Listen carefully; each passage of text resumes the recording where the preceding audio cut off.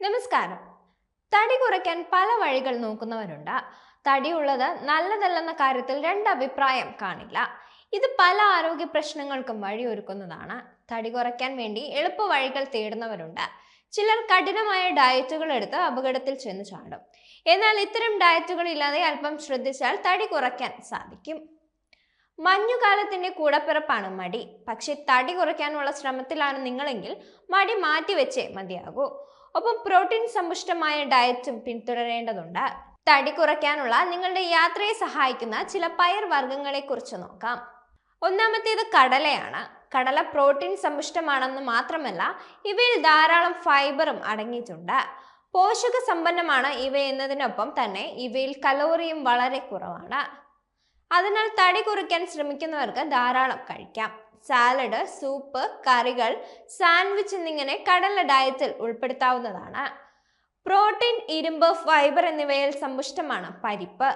Vegetarian ആണെങ്കിൽ ചിക്കന് പകരമായി നിങ്ങൾക്ക് പരിപ്പ് ഡയറ്റിൽ ഉൾപ്പെടുത്താം.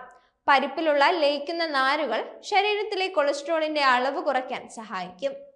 ഫൈബറും പ്രോട്ടീനും വയർ നിറഞ്ഞിരിക്കുന്നതായി തോന്നാൻ സഹായിക്കും. അതുകൊണ്ട് തന്നെ ഇടയ്ക്കിടെ ഭക്ഷണം കഴിക്കണമെന്ന് തോന്നൽ ഇല്ലാതാക്കാനും ഉത്തമമാണ്.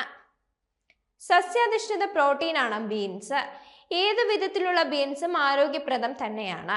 ബീൻസിൽ അടങ്ങിയിരിക്കുന്ന മഗ്നീഷ്യം, പൊട്ടാസ്യം എന്നിവ രക്തസമ്മർദ്ദം നിയന്ത്രിച്ച് ഹൃദയത്തിന്റെ ആരോഗ്യം മെച്ചപ്പെടുത്താൻ സഹായിക്കും. ബീൻസിൽ പ്രോട്ടീനും ധാരാളം അടങ്ങിയിട്ടുണ്ട്. പ്രമേഹ രോഗികൾക്കും ഇവ ധൈര്യമായി ധാരാളം കഴിക്കാം. ശരീരത്തിന് ആവശ്യമായ 9 അമിനോ ആസിഡുകളും പ്രദാനം ചെയ്യുന്ന പ്രോട്ടീൻ സമ്പുഷ്ടമായ ഭക്ഷണമാണ് സോയ.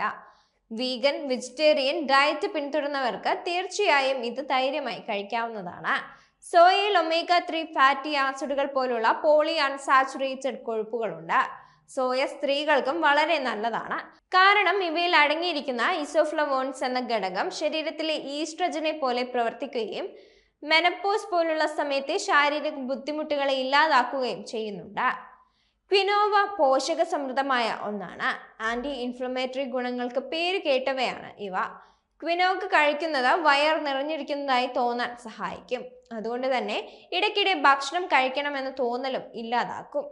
ഇതിലൊക്കെ ഒരു കാര്യം ശ്രദ്ധിക്കേണ്ടത്, ഇവ പിന്തുടരുന്നതിന് മുമ്പ് ആരോഗ്യ വിദഗ്ധരുടെ ഉപദേശം സ്വീകരിക്കുന്നത് നന്നായിരിക്കും.